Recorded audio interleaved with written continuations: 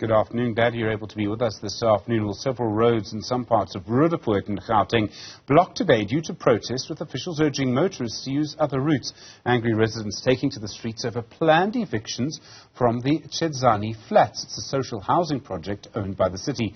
Residents say they're going nowhere because they've been living there for several years.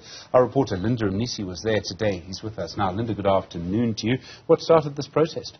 So residents are quite angry, Stephen, saying that they've lived in those flats for a number of years, and what they were promised was that after a certain number of years they would be getting title deeds, which for them would be, a signal of ownership, really.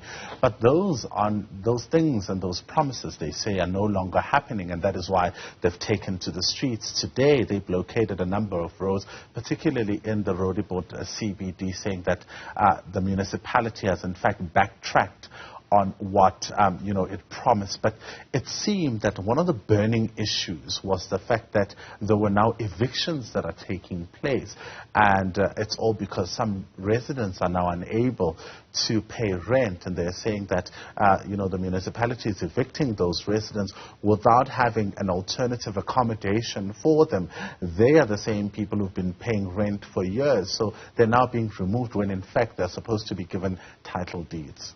Do we know if they're paying market rates, or if this is sort of social housing where you would pay below market rates? So it's below market rate because it's a social housing project, and that is why Joshko is involved, and that's what they're saying, that the agreement was that we would pay because the houses are less than 600,000 rands. Joshko would be able to, or the municipality would be able to make its money and therefore be able to register them as housing owners. And the biggest concern is that they don't qualify for RDP houses, because if they're now evicted from these houses, they can't now go and apply for an RDP house.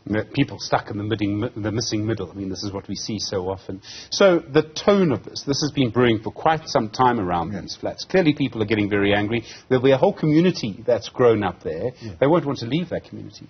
They won't want to leave, and they've submitted a memorandum of demands, and they say this is not the first time they've actually submitted a memorandum of demand to the municipality, and there hasn't been a response to the first one. They're saying that, in fact, today the municipality promised that after 14 days they would get a response, and they're saying that's because there is members of the media here who are filming all of this, because initially the city wasn't, entertaining us, and we had an opportunity to speak to the mayoral spokesperson, and he says that, well, at this particular point, they don't know what the driver of the evictions is, because they've recently taken over the municipality. So what they are going to do now is go to, inquire with the MMC for Human Settlements, that is Mlungisi Mabaso, to get a sense of what exactly is happening, particularly with those block of flats. There's so many different dynamics to this. This is a problem that we see in many parts of the country around evictions. It's also around alternative accommodation, which under the Prevention of Illegal Eviction Act